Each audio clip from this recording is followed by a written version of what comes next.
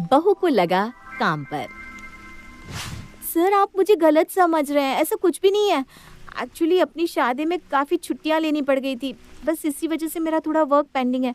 But I promise sir, मैं जल्दी ही सारी पेंडेंसी क्लियर कर दूंगी। सास कमला काफ़ी देर से बहू मनीषा को अपने बॉस के साथ बातें करते हुए देख रही थी। क्या बात है बेटा, तू टेंशन में नजर आ रही है, कुछ समस्या है क्या? नहीं कुछ नहीं मम्मी जी, वो बस ऐसे ही। कुछ तो है बेटा, बताना क्या बात है। मम्मी जी शादी से कुछ दिन पहले ही मैंने जॉब चेंज की थी, उसके बाद मुझे शादी के लिए छुट्टी लेनी पड़ी। अभी मैंने 2-3 दिन के लिए ऑफिस ज्वाइन किया कि आपकी तबीयत ख़राब हो गई और एक बार फिर मुझे छुट्टी लेनी पड़ी। मेरा काम ना बहुत पेंडिंग हो गया है, जिसकी वजह से बॉस बहुत नाराज़ है और मुझे काम से निकालने की धमकी दे रहा है। मैं अपनी जॉब नहीं खोना चाहती मम्मी जी, बस इसीलिए बहुत टेंशन में हूँ। अरे बेटा, अगर तेरे ऑफिस में इतनी दिक्कत चल रही है तो तूने क्यों छुट्टी करी? बेटा मैं तो अकेले मैनेज कर लेती ना, बिना बात तूने अपनी मुसीबत बढ़ाई। नहीं नहीं मम्मी जी, जब तक मैं नहीं थी अकेले मैनेज करना आपकी मजबूरी थी, लेकिन अब तो मैं आ गई हूँ ना, आपकी देखभाल करना मेरा भी तो फ़र्ज़ बनता है। कितनी अच्छी बहू है मेरी। मेरी तबीयत के लिए इसने अपनी नौकरी की भी चिंता नहीं की। और एक मैं हूँ, घर का इतना बड़ा बिजनेस होते हुए भी मैं अपनी बहू को बाहर नौकरी के लिए भेज रही हूँ। शाम के समय, बेटा अक्षय, तुझसे एक ज़रूरी बात करनी थी। कहो ना माँ, क्या बात है? बेटा हमारे घर का इतना अच्छा बिजनेस है, फिर तू बहू को बाहर नौकरी पर क्यों जाने दे रहा है? अरे उसकी जगह तेरी ऑफिस में है, उस कंपनी में नहीं। माँ देखिए, आगे से मुझसे इस बारे में कोई बात मत करना। अभी उसकी शादी को दिन ही कितने हुए हैं। ठीक है ना, नौकरी करना कोई गलत तो नहीं है, अच्छी खासी नौकरी है उसकी। आपको या हमें बीच में पड़ने की क्या ज़रूरत है? थोड़ा समय बीतने दो, फिर सोचेंगे। अरे बेटा मैं तो उसके भले के लिए कह रही हूँ, क्यों किसी और के यहाँ काम करे हमारी बहू? माँ आप अभी दुनियादारी नहीं जानती हो, समय आने पर सब समझ जाओगी। तब तक बस मेरी बात मानो और चुप लगाए रहो बस। कमला को बेटी की बात समझ में नहीं आ रही थी कि आखिर क्यों वो अपनी ही पत्नी को अपने व्यापार से दूर रखना चाहता है। कुछ दिन बाद, अरे बहन जी, बेटे की शादी क्या हुई, आपने तो दर्शन देने ही बंद कर दिए। भाई अब तो बहू आ गई है घर संभालने को, अब आप फ्री हो, बाहर निकला कीजिए, दोस्तों के लिए समय निकालिए अब। अरे क्या बताए, बहू तो आ गई है लेकिन वो कौन सा घर में रहती है। आजकल सब पढ़े लिखे बच्चे हैं, सबको अपने करियर पर ध्यान देना है। हम बूढ़ा बूढ़ी के साथ घर पर बैठने वाला ना कल कोई था ना आज कोई है। अरे तो क्या अपना बिजनेस ज्वाइन करा दिया बहू को? नहीं नहीं बहन जी, वो ना शादी से पहले से ही नौकरी करती रही है, बस छुट्टी ख़त्म हो गई तो वापस अपने ऑफिस जाने लगी। किसी कंपनी में बहुत अच्छी पोस्ट पर काम करती है। लो कर लो बात, आपकी कंपनी में लोग नौकरी मांगने आते हैं और आप खुद अपनी बहू से बाहर नौकरी करवा रही हो। अरे बहन जी, अगर बहू पढ़ी लिखी काबिल है तो आप अपने साथ शामिल कर लो ना उसे। अपनी बहू को बाहर काम पर भेजने का तुक मुझे तो समझ में नहीं आ रहा। आपकी फैक्ट्री में जॉब की कमी है क्या? अरे बहू तो मालकिन हुई ना फैक्ट्री की, उसे किसी और जगह जाकर किसी का हुक्म बजाने की ज़रूरत क्या है?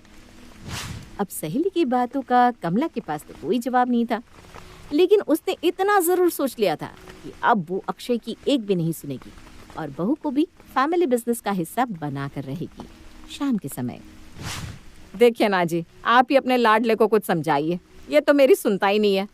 हाँ भाई, मानते हैं कि तुम्हारी तरह MBA BBA तक नहीं पढ़े हम, लेकिन इतना तो ज़रूर समझते हैं कि घर में इतनी बड़ी फैक्ट्री के होते हुए बहू का नौकरी करना कोई अच्छी बात नहीं। अरे हर कोई सवाल पूछता है मुझसे, आप ही बताइए क्या जवाब दूं? कल वो मिसेस गुप्ता कहने लगी हम नैरो माइंडेड लोग हैं जो बहुओं को घर के फाइनेंस का हिस्सा बनाना नहीं चाहते, बस इसीलिए बहू को दूर रखे हुए हैं। बात तो तुम्हारी सही है भाग्यवान, बहू होनहार है, उसे बेटे के साथ फैक्ट्री भेज देते हैं, लोगों का मुंह भी बंद हो जाएगा और हमारी बहू को किसी और की जी हजूरी भी नहीं करनी पड़ेगी। पापा मुझे आपकी बहू से कोई दुश्मनी नहीं है, मैं बस इतना चाहता हूँ कि अभी थोड़ा समय मैं उसे और हमारे रिश्ते को समझने में दूँ, उसके बाद तो सब कुछ उसका है ही। आप लोग समझ नहीं रहे हैं, एक तो हमारी अरेंज मैरिज हुई है, हम एक दूसरे को अभी जानते ही कितना है, और पापा ये पैसा अच्छे अच्छे लोगों का ईमान हिला देता है, सच बताऊं तो इसीलिए मैंने शादी के समय भी मनीषा के पापा को नहीं बताया था कि हमारा इतना बड़ा बिजनेस है। मैं नहीं चाहता था कि कोई हमसे रिश्ता बस हमारे पैसों के लिए जोड़े। बस बेटा, हो गया रिश्ता। अब मनीषा कोई अजनबी नहीं, हमारे घर की बहू है। तेरी माँ की बात एकदम सही है। हमें समाज में उठना बैठना होता है। 4 लोग सवाल करने लगे। अब बस बहुत बोल लिया तूने, अब वही होगा जो मैं कह रहा हूँ। कल से बहू तेरे साथ ऑफिस जाएगी और अपनी फैक्ट्री का काम समझेगी। उसे अपने साथ ले जाओ और काम की बारीकियां सिखाओ बस। अरे पापा मेरी बात मानिए, ये फैसला गलत है। अक्षय अपनी बात समझाने की बहुत कोशिश करता है, लेकिन श्याम और उसकी पत्नी कमला उसकी कोई बात सुनना ही नहीं चाहते थे। बहू, कल से तुझे अपने बॉस की बातें सुनने की कोई जरूरत नहीं है। इस्तीफा लिखकर उसके मुंह पर मार कर आना अच्छे से। मम्मी जी, आप ऐसी बातें क्यों कर रही हैं? देखिए, सालों तक पढ़ाई करने के बाद मुझे नौकरी मिली है। प्लीज़ ये नौकरी छोड़ने के लिए मुझे मत कहिएगा। अरे बेटा, नौकरी छोड़ने के लिए नहीं कह रहे, बल्कि हम तो तुझे परमानेंट नौकरी दे रहे हैं। मैं समझी नहीं मम्मी जी। बेटा, कल से तुम अक्षय के साथ ऑफिस जाओगी और अपनी फैक्ट्री का काम सीखोगी। अरे जब अपने घर में इतना काम है तो किसी और की नौकरी करने की तुम्हें क्या जरूरत है भला? मम्मी जी, अगर मैं नौकरी छोड़ दूंगी तो पूरी तरह से अक्षय के ऊपर डिपेंड हो जाऊंगी। मुझे कुछ ठीक नहीं लग रहा। अरे तू क्यों चिंता कर रही है? अच्छा ये बता, तुझे कितनी सैलरी मिलती है? मुझे 50,000 रुपया महीने मिलता है मम्मी जी। अच्छा ठीक है, तेरी सैलरी आज से 60,000 रुपये महीना। अब तो खुश है ना? वाह मम्मी जी, आप सच कह रही हैं? ठीक है, मैं कल से ही ऑफिस जाना शुरू कर देती हूँ। शुरू में कुछ दिन तो मनीषा ऑफिस में जाकर शांति से काम देखती रहती है, लेकिन फिर उसे महसूस होता है कि उसके पति की फैक्ट्री और ऑफिस उसकी उम्मीद से बहुत बड़ा है। अक्षय, मैं तो कुछ काम कर ही नहीं रही हूँ, बस आकर इस ऊंची सी कुर्सी पर बैठ जाती हूँ। ऐसे तो मज़ा ही नहीं आ रहा है। आज से मैं कंपनी के अकाउंट्स देखूंगी। देखो मनीषा, हर डिपार्टमेंट का काम संभालने के लिए मेरे पास एफिशिएंट स्टाफ है। तुम बस यहाँ एसी कमरे में बैठो और मज़े करो।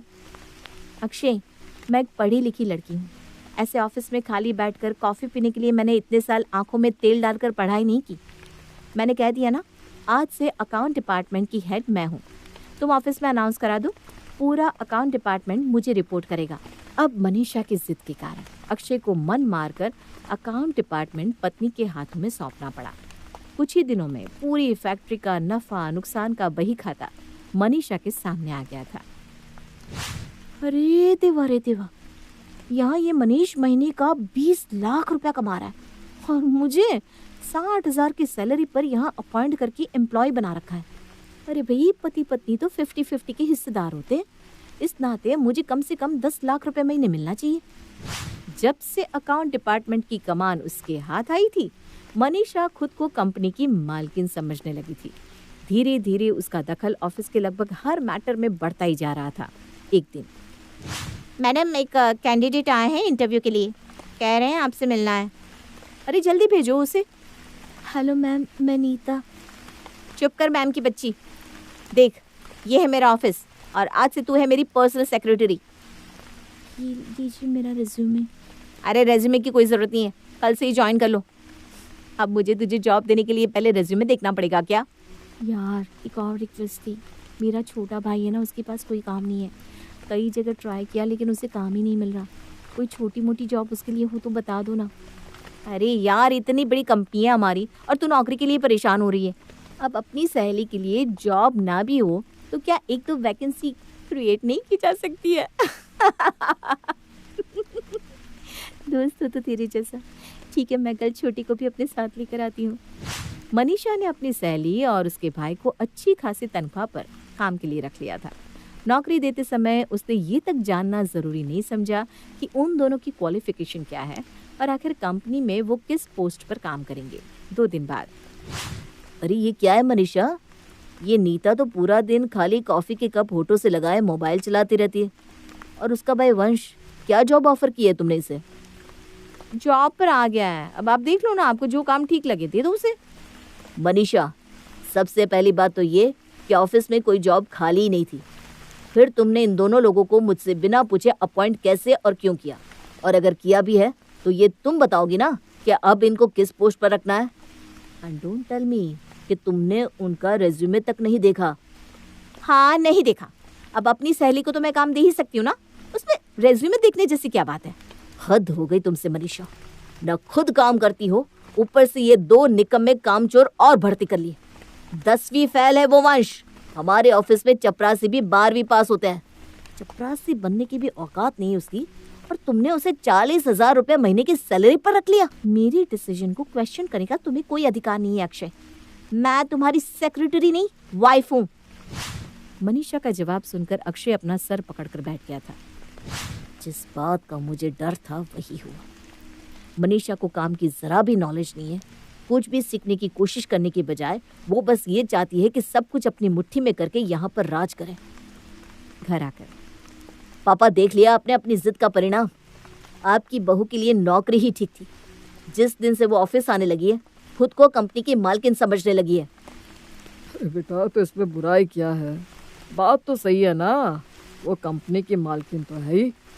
अरे पापा, सिर्फ कुर्सी पर बैठने से कोई मालिक बन जाता तो बात ही क्या थी। मुझसे पूछे बिना अपनी पावर का गलत फायदा उठा रही है आपकी बहू, और अगर कोई उससे सवाल पूछो तो उल्टा जवाब देती है।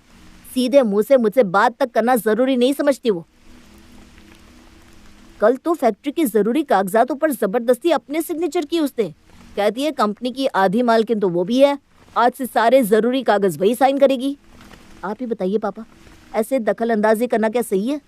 इतना ही नहीं, उसने अपनी सहेली और उसके भाई को भी जॉब पर रख लिया है, जो पूरा दिन कोई काम नहीं करते।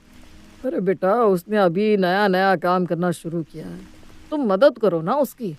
समझाओ उसे कैसे बिना सोचे समझे निर्णय लेने से लेने के देने पड़ सकते हैं। अरे तू चिंता मत कर बेटा, मनीषा बड़ी समझदार बच्ची है। मैं उसे समझाऊंगी तो वो ज़रूर समझ जाएगी। बेटा मनीषा, देखो ये हम नहीं कह रहे कि बिजनेस पर तुम्हारा कोई अधिकार नहीं है, लेकिन बेटा बड़ा पद बड़ी जिम्मेदारी लेकर आता है। इसके लिए पहले हमें खुद को तैयार करना होता है। अगर तू ऐसे ही बिना सोचे समझे सब करेगी तो पद की गरिमा और अपने पति पत्नी के आपसी संबंध दोनों में खटास घोल लोगी। इसलिए थोड़ा समय अक्षय के साथ जाकर तू बस उसे काम करता दे, सब सीखने की कोशिश कर। जब तुझे अच्छी तरह आ जाएगा, अक्षय खुद तुझे आगे बढ़कर निर्णय लेने को कहेगा। ओह, तो आपके बेटे ने आकर आप लोगों से मेरी चुगलियां कर ही दी। आप ना ये अच्छे होने का ढोंग मेरे साथ तो छोड़ ही दो माँ जी। मैं समझ चुकी हूँ आपकी इस मीठी बोली के पीछे क्या छिपा हुआ है। आपका बेटा महीने के लाखों रुपए कमा रहा है और आपने मुझे 60,000 की तनख्वाह पर काम करने के लिए फैक्ट्री भेजा। ये तो जरा जर गलत है ना माँ जी। इसका तो सीधा सा मतलब ये हुआ कि मैं बस अपनी तनख्वाह से मतलब रखूं, बाकी सब देखने के लिए आपका बेटा है ही। अरे बेटा, तुम मुझे गलत समझ रही है। मैं सब समझ चुकी हूँ माँ जी। आप लोग जितना समझ रहे हैं ना, उतनी मूर्ख नहीं हूँ मैं। अब मुझे कोई सैलरी नहीं चाहिए, मुझे किसी को भी जवाब देने की क्या ज़रूरत है। मैं इस घर की बहू हूँ, ना कि कोई नौकर। अरे बेटा, क्यों छोटी सी बात का बतंगड़ बना रही हो? ये कोई अच्छी बात नहीं है। नई नई शादी हुई है तुम दोनों की, हंसी खुशी समय बिताओ। ये क्या ऑफिस ऑफिस चल रहा है रोज घर में? अगर आप यही चाहती है ना माँ जी कि मैं खुशी खुशी अक्षय के साथ रहूँ और हमारे बीच कोई मनमुटाव ना हो, तो आप अक्षय से कहकर मेरा और अक्षय का एक जॉइंट अकाउंट खुलवा दीजिए, ताकि मुझे कुछ भी खरीदने या खर्च करने से पहले किसी की परमिशन ना लेनी पड़े। अच्छा ठीक है बहू, अगर तेरी यही इच्छा है तो यही सही। मैं अक्षय को बोलकर तेरा जॉइंट अकाउंट खुलवा देती हूँ, फिर तुम दोनों मिलकर आराम से सब कुछ मैनेज करो। कमला मनीषा के स्वभाव को समझ ही नहीं पा रही थी और इस तरह एक बार फिर वो मनीषा की बातों में आ गई। कुछ दिन बाद, मनीषा ये सब क्या है? इतने बड़े बड़े ट्रांजैक्शंस, अरे इतना खर्चा कहाँ हो रहा है, जरा बताओ तो। अक्षय, क्या मैंने कभी तुमसे पूछा कि अकाउंट में से रोज लाखों रुपए तुम कहाँ किस पर खर्च करते हो? फिर मुझसे इस सवाल के पूछने की वजह जान सकती हूँ मैं? अरे मैं कोई उड़ा नहीं रहा हूँ पैसा। जो भी ट्रांजैक्शंस होती है वो मैं फैक्ट्री के अकाउंट के लिए करता हूँ। मैं अपने हाथों से बरसों से इस बिजनेस को चला रहा हूँ। तुमसे बेहतर पापा ये बात जानते कि मैं कभी फिजूल खर्ची नहीं करता। लेकिन तुमने ये लाखों रुपए कहाँ खर्च कर दिए? तुम्हें जवाब देना ही होगा। बस बहुत हो गई तुम्हारी मनमानी। ऑफिस में भी तुम बिना सोचे समझे कहीं कुछ भी डिसीजन ले लेती हो, ऐसे कैसे चलेगा? तुम्हें सुनने का ज्यादा ही शौक है ना, तो सुनो। वो सारा पैसा मैंने अपनी ज्वेलरी और अपने मम्मी पापा पर खर्च किया है। मैंने उन्हें सिंगापुर के टूर पर भेजा है, उसी के ट्रांजैक्शंस है वो। मेरे बीमार माता पिता को तुम कभी अस्पताल तक नहीं ले गई और अपने मम्मी पापा को तुमने सिंगापुर की सैर पर भेज दिया। मैं पूछता हूँ किससे पूछकर तुमने मेरा पैसा ऐसे फिजूल खर्ची में उड़ाया? Just shut up. मेरा पैसा क्या होता है अक्षय? मुझसे शादी की है तुमने। तुम्हारी सारी प्रॉपर्टी, बैंक बैलेंस, बिजनेस की मैं भी 50% की पार्टनर हूँ। ये कैसी शादी है मनीषा, जिसमें तुम बस दोनों हाथों से अपनी जेबें भर रही हो?